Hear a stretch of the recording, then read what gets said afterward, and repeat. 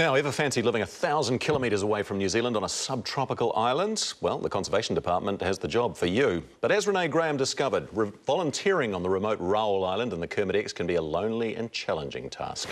It's remote, rugged and home for the next 6 months for these Conservation Department volunteers. It's almost prehistoric. I mean, just plants everywhere, trees, there's nothing else. It's just stunning. Doc runs a volunteer program on Raoul Island to help keep it pest-free. They do grid searches for invasive weeds, as well as building maintenance work and weather observations.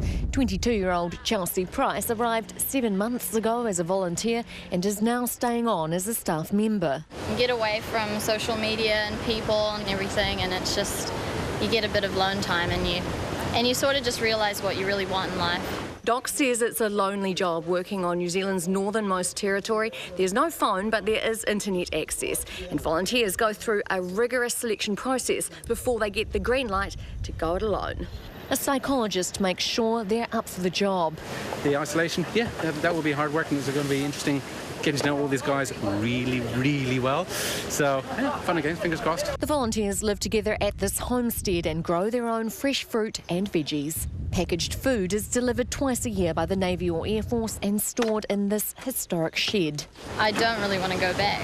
I'm worrying more about getting back onto the mainland, really. Yeah, it's awesome up here. It may be awesome, but the job does have its risks. In 2006, Doc staffer Mark Kearney was killed when the Raoul Island volcano erupted. And 6 years later, Romanian volunteer Mihai Moncasnaghi disappeared after a trip to this rock to take water samples. These memorials tribute to some of the lives lost on one of the most remote places on Earth. Renee Graham, One News.